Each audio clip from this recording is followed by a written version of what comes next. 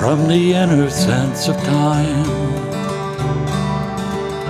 comes the ancient poet's rhyme, bringing us the master key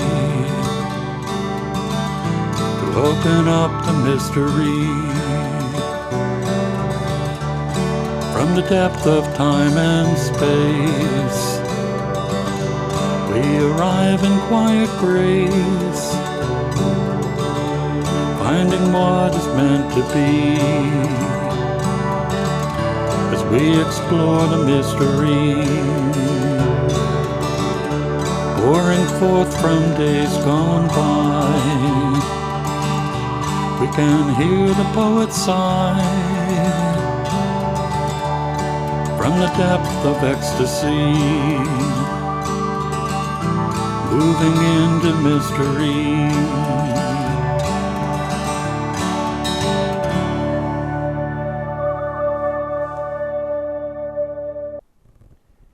Hello and welcome again to Creative Connections. Today my guest is author Ed Londergan, who has been here before. I have. Ed, welcome. Thank you very much. Thanks for having me back. You have a new book, right? I do. I have a new book about Bathsheba Spooner. Bathsheba was, it's the story of an 18th century woman who went from a life of privilege to the gallows. She was the daughter of Timothy Ruggles, who was a wealthy and powerful man. He was President of the State-backed Congress, Speaker of the House of Representatives, General in the French and Indian War, Surveyor of the King's Forest. I mean, there wasn't much that the guy didn't have. He had a huge estate out in Hardwick, yeah, his daughter Bathsheba was, like him, a staunch British loyalist before the Revolutionary War. And she married a guy, Joshua Spooner, who she came to despise. And when a young Continental soldier came into her life, her thoughts turned to murder, basically. Okay. Right. Fascinating story. And it's a story that is rather well known locally. It is. It has been on national television. It has. A couple of times. Mm-hmm. What particularly drew you to this story that is somewhat pretty well known? Well, again, it happened locally. I live about 10 minutes from where most of the events took place. I've been out to Hardwick many times, so I knew the locales. I grew up in Worcester, so I knew some of the places where things happen in there, but it's the story. I actually wonder about this myself because it's what makes someone memorable. You think about it. Is it their intellect, their wealth, their looks? What is it? There's something that defines them. It's like quality. You can't really define quality, but you know what it is when you see it. Right. So what is it about Bathsheba that has made her so memorable? I guess I started thinking about that. We have no images of her. We don't know what she looked like. We have very limited writing, so we know she was educated. There's almost nothing physical left of hers. So we really don't know much about her except her actions during this time, during the leading up to and after the murder of her husband. But this story has captivated people for 244 years. And I got sucked in too. And it's like, you know what? I know there are a couple nonfiction books about Bathsheba, which are very good. And I've read all of them. And one of the guys I know, local author, he does nonfiction books. And he said he was going to take a crack at doing Bathsheba, a historical fiction book. And he did, and it wasn't very good at all. And he admitted it. He said, yeah. You know, I wrote it to get it out of my system, and it's done. And why don't you take a turn at it? So I did. And this is it right here, Bathsheba. But yeah, it's a fascinating story, absolutely fascinating. So I've not yet had a chance to read it. Okay. Is this told from her viewpoint? Or it is told from Bathsheba's viewpoint. I actually wrote it in the third person, an impartial narrator type of thing. And I sent it to a couple agents, and they came back and said, you know, it's a good story, but it'd be more powerful if you told it from her point of view. So I went and I revised the entire thing, and here it is. Yeah, it's actually pretty powerful. It was amazing how you can get into it, get into a character. And it was kind of odd because I'm a man writing as a woman Right. 250 years ago. Yeah. Yeah. So that was kind of interesting. But you could write this story today and it would be a bestseller. Oh, sure. I mean, you think about it, the wealthy, powerful father, the rich, probably spoiled daughter, his favorite child, you know, marries off to a guy that she doesn't like who's also wealthy, falls in love with someone younger, gets him and his friends to murder the husband. Yeah, it's kind of amazing the way that it actually worked out. But yeah, it's fascinating. But I mean, the whole thing. There were several things in the Bathsheba story that are amazing. One is not only her family, but the fact that during her trial. Well, back up. Bathsheba despised her husband. She actually had a quote saying she had utter contempt for him. And that was about 3 years after they were married, so it didn't go that well. But she ended up having 4 kids by this guy over 10 years, one of whom passed away at a young age. She ended up really pining, I won't say pining away, but it seemed obvious that she needed some companionship, which she wasn't getting. Her husband, Joshua Spooner, was wealthy. He had businesses all over. He had a couple of farms up in Princeton and Petersham and properties down by the Cape and stuff towards Boston. So he was traveling a lot. And in February of 1777, a young 16-year-old Continental soldier, on his way home from Washington's winter camp in Morristown, New Jersey, he was walking from there to Ipswich, which is where he was from. 300 miles in the middle of February, and he was sick. He collapsed at Bathsheba's door. She took him in, nursed him back to health, sent him on his way a couple of months later. And then in August, the following August, he comes marching back, and because he's going to go fight at Saratoga. So he goes and fights. He stays for a day and goes and fights, and he survives and comes back and stays with the Spooners for 2.5 months. The husband, Joshua, takes a liking to the kid. There's some sort of romantic spark between the kid, Ezra Ross, and Bathsheba. They start having an affair, and Bathsheba finds herself pregnant by this kid. Now, at that time, Bathsheba was 32 years old. The kid was actually 17. He turned 17 in January. So there was quite an age difference. But Joshua liked him. When she found out that she was pregnant, she gave Ezra some poison and said, listen, you're going to go away on a business trip. Poison him, get it done. You can come back here and I can be yours. You can have all of this. You can have the wealth and the house and everything. It'll be yours if you just take care of him. And the kid couldn't. So what he did was he rode back to Ipswich. He told Joshua, I got to go. He went back to Ipswich and stayed there. In the meantime, after General Burgoyne surrendered at Saratoga in October 1777, the plan was for his 6,500 troops to be marched to Boston, put on ships, and sent back to England. And the Continental Congress went, whoa, whoa, whoa, why are we going to pay to send our enemy back so they can come back and fight against us? We're not doing that. So these 6,500 soldiers were just left in the Boston area. And no one wanted to put them up. No one wanted to pay to feed or house them. And most of these guys had, trades. They were tradesmen, craftsmen, carpenters, tinsmiths, whatever, blacksmiths. So they started integrating in the community. They'd wander all over and they'd work. And 2 of them, James Buchanan and William Brooks, made their way to Bathsheba's door because she had British loyalties. So they came. After they came, there was a huge snowstorm. They were stuck there for a week. She plied them with food and drink and maybe her feminine charms, I don't know, and convinced them to murder her husband. They went to Worcester and came back. They were off and on, going to taverns and whatever. But she convinced them. They came back a couple days before their plan to murder Joshua.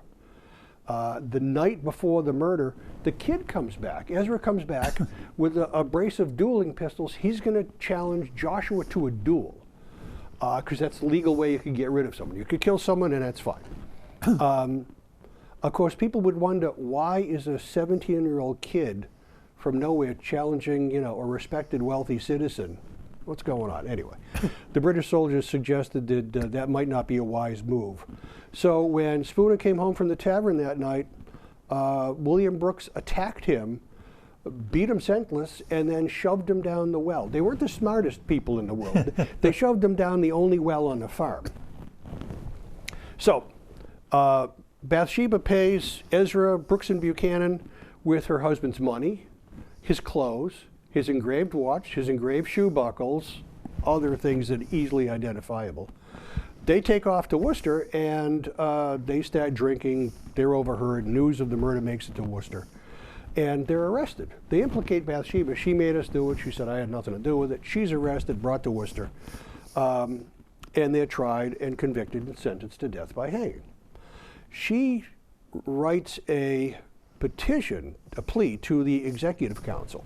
At that time in Massachusetts, there wasn't actually a government because it was between the Declaration of Independence and 1780 when the state actually had a functioning government. So it was an Executive Council. And she made a plea to the Executive Council saying, can I have a stay of execution because I'm pregnant? They had her examined by a dozen midwives. Now, if there's a pregnant naked woman in front of you, probably 4 or 5 months along, you can kind of tell that she's pregnant. They said, no, you're not. You're not pregnant at all. So they sent their report to the Executive Council, who came back and said, sorry, no. She pleaded again, and her brother-in-law was Dr. John Green. He was probably the prominent physician in Worcester County. He and 2 other men were there, and then 3 other midwives from the original group. They examined her. The 3 from the original group said she's not pregnant. The other 3 said, of course she is. So the petition went to the Executive Council, report went to the Executive Council. Her dead husband's stepbrother, John Avery Jr., was the deputy secretary. John Avery was one of the, known as the Loyal Nine, the leading patriots in the state, real patriotic pushers. I mean, he was friends with Sam Adams and all of those guys, inciting the rebellion. And I think he convinced them to just say, let her die.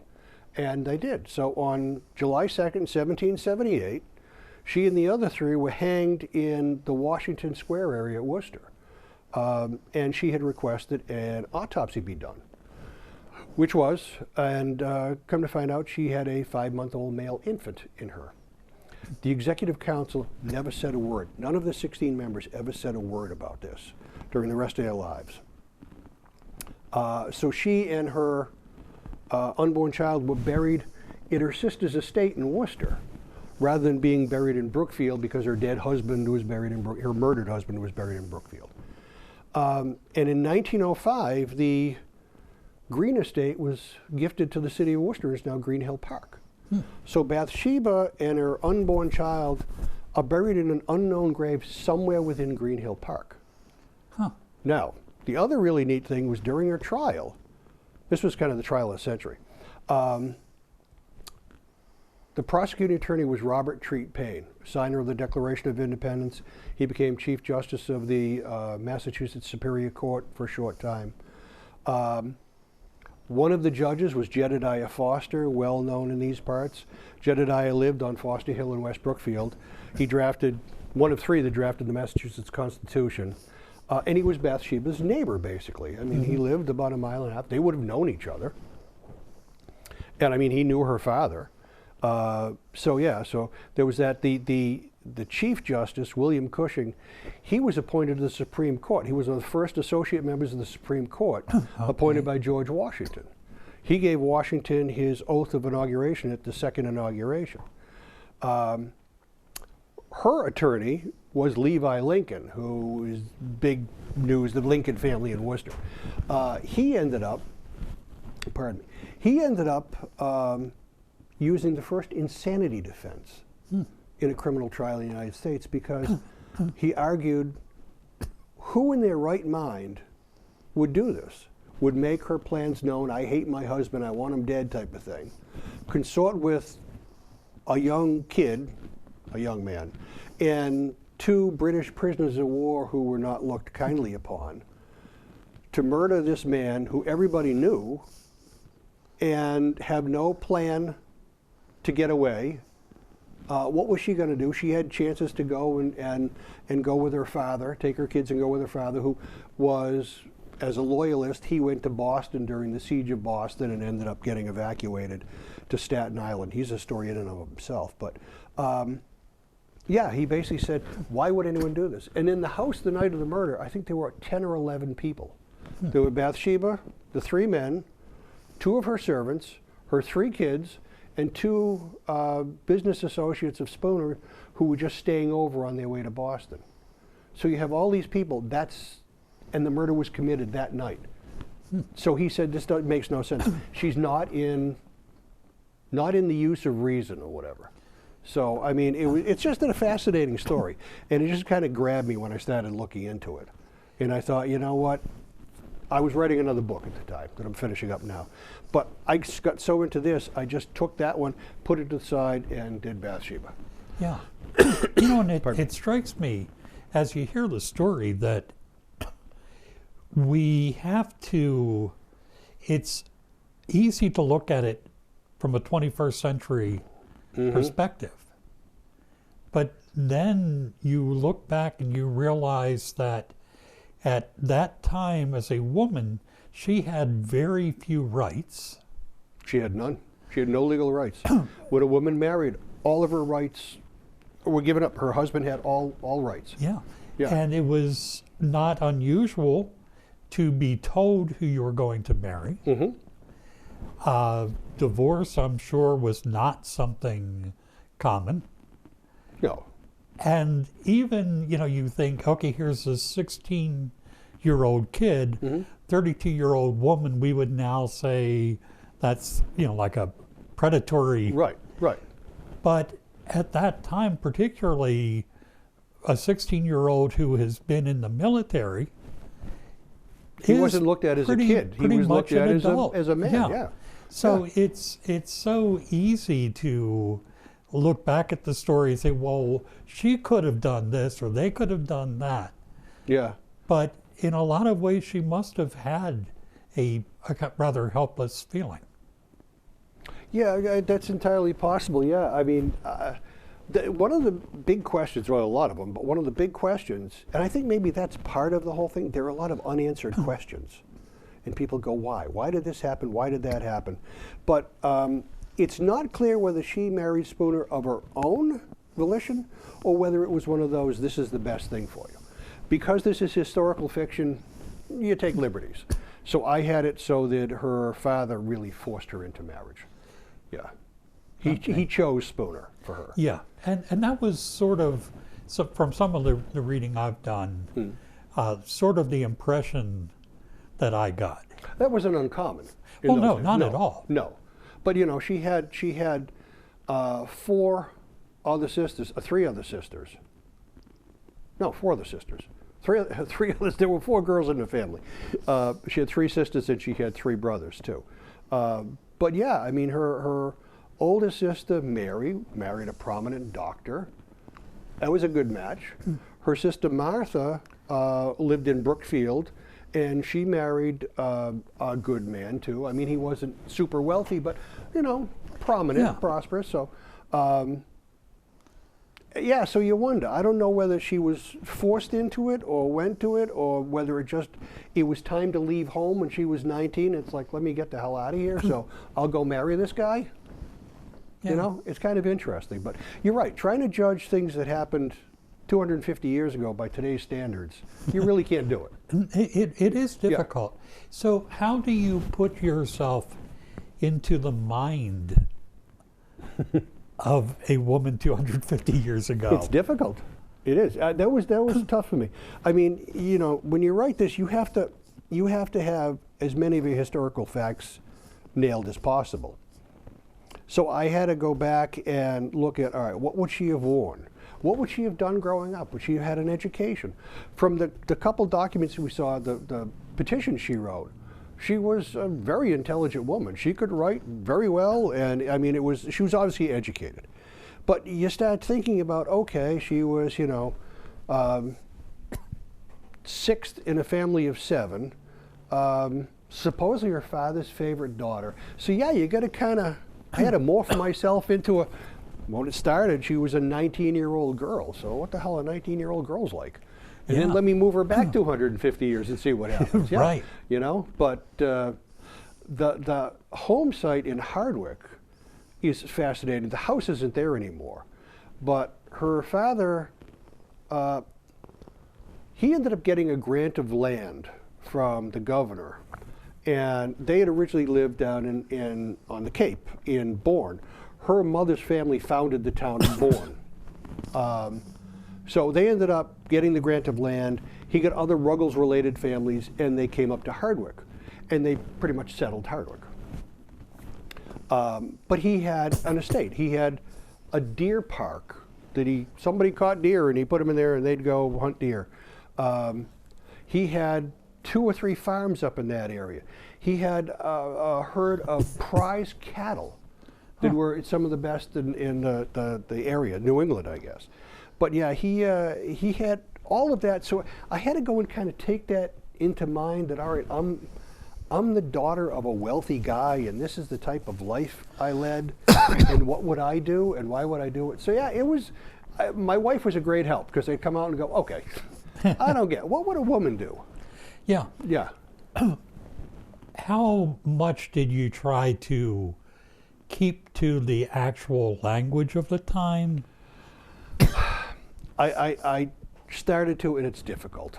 I would imagine it is. It would be difficult to write and probably difficult for people to read as well. It would, and I tried that with my first book too. That was set in 1650 to 1725. And I had a draft, and I gave it to people, and they went, I don't know what you're talking about. So I had to modernize the language, which I did here too. But again, going back to like all of the notes from the judges and the attorneys for the trial, those were available. And looking at those, and it's pretty modern English, what we'd consider modern English. Some of the phraseology is a little odd, but yeah, I actually put it in modern language, I guess is the best way to put it. I guess that, for me, it would be keeping in mind perhaps phraseologies, slang. Yeah, some of that you can use, yeah. Yeah, would not have existed at that time. Well, it's interesting because when you write a book, I took this, I wrote it over 2.5 years. I did probably 4 revisions on my own. I have a group of readers, beta readers. I sent it out to them, they read it, I read it again, made all those changes, went through another draft, so I had 5 drafts basically. Sent it to my publisher, she read it, then it went to the editor reviewed it, we went through 2 rounds of edits, pretty comprehensive edits. Then it ended up going to a proofreader. All through all of that, the proofreader found 224 things that needed to be changed. And then it comes back to you, the galley proofs that you get, and that's your last chance, and you go page by page, line by line, to make sure everything's right. And that's, yeah, that's the whole editing process. But the editor would come back, and she would say, they didn't use this word. So you can't say that. This is what it is. We had a big debate over how dates would have been written. And it's interesting because if they were used numerically, it would be July 7th, whatever. But if it was written out, it would be this 7th day of July in the year of our Lord. It was very formal. Yeah. So, I mean, a lot of things like that she caught and said, you can't say that, you can't do that, it had to be here, it had to be here. They didn't have this in clothing. So she was really a fact checker for me, which is good. Yeah. It's, we don't stop to think sometimes, as we get older, things that we take for granted that people know. Oh, sure. Oh, it happens every day these days. And young I know. people. I remember a student who didn't know who Paul McCartney was Yeah. I until know. someone said, "Well, he's that old dude that did a duet with Kanye West." Oh, of course. Of course he did. Yeah, sure. Yeah. I'm glad you got that one down. Yeah. Yeah. So it's you don't realize just how much knowledge, understandings, words change over time, and to put yourself back that far has to be a special writing challenge. It is, but I mean, I love history, so doing research was fun. So, there was a tavern in Brookfield, Cooley's Tavern, which is on the site of about where Tombstone Trading is, right in there. Okay. It's like, what would an old tavern be like? And my wife and I, we traveled. We went up to Strawberry Bank in New Hampshire. We went to a couple other places, Deerfield, wherever we could go. And I'd envision all of the scenes in the book that I had in mind for the book happening there. So I knew what it was going to be. It's low ceiling. There was a smoky fire. There were probably 8 or 10 tables. It was kind of rough by our current standards. Right. So yeah, I tried to take that and do all the physical descriptions. But one of the things I pride myself on is being able to put the reader there. I want them to see it, smell it, feel it, taste it, hear it. I want them to be able to see a little log popping out of the fire. I want them to hear everything. I want them to taste the food. The food was very important. I had to go back and you look at the food that was served. Like for her wedding feast, what I found out was that a wedding cake in those days was pretty much a fruit cake. It was a big fruit cake. And I tried to do all of that, but I wanted people to taste what they ate. It was neat. It's a lot of fun. But trying to bring the reader, instead of bringing the story to the reader, bring the reader into the story. Right. And I've always appreciated your love of history and the fact that you try to bring history to life for people, because I do. We need to understand where we've been. Yeah, we do. History is important. It really is. It really is. History is very important. The best history class I ever had was based on cause and effect. This happened, which led to this happening, which led to that happening. Right. Rather than memorizing names and dates. Oh, yeah. And, that's where history comes in. So, Yeah. But, it was... Her family was amazing. After she was executed, I mean, what happened was, she had 3 children. The oldest, Elizabeth, she married, had a couple kids, and died at the age of 50, which wasn't that unusual at that point. Her son, Joshua Jr., supposedly went to sea in 1789, and no one ever heard from him again.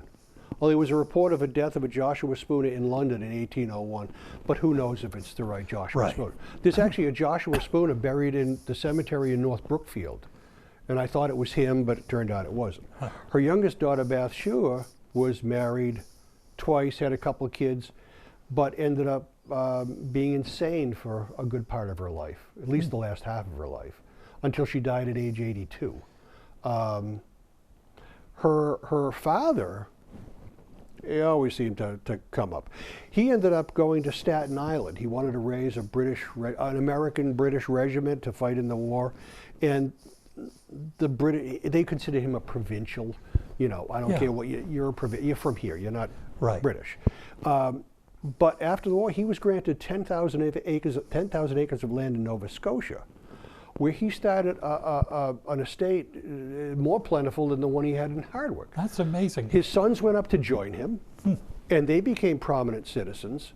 And he actually petitioned the government of Massachusetts to reimburse him for everything that was confiscated from him. Yeah. Ed, we're out of time. Okay. But thank you for coming. The Thank book you. is called Unlike It is called Any Other. Unlike Any Other. It's available through Amazon, Barnes & Noble, Target, Books A Million, Hudson Booksellers. If you go to my website at Londergan, edlondergan.com. You can see it all right there. But yeah, it's a great story. And you can also get it at the Salem Cross Inn. You can get it at the West Salem Brookfield. Cross Inn locally, and you can go to any bookstore and they'll order it for you. Great. Yeah. Thanks for coming in, Wonderful. and thank you all for tuning in, and we'll see you next time on Creative Connection.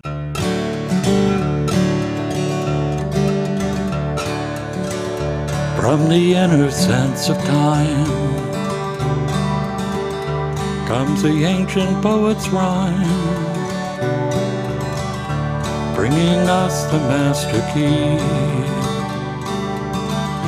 to open up the mystery. From the depth of time and space, we arrive in quiet grace, finding what is meant to be as we explore the mystery, pouring forth from days gone by. We can hear the poet sigh from the depth of ecstasy, moving into mystery.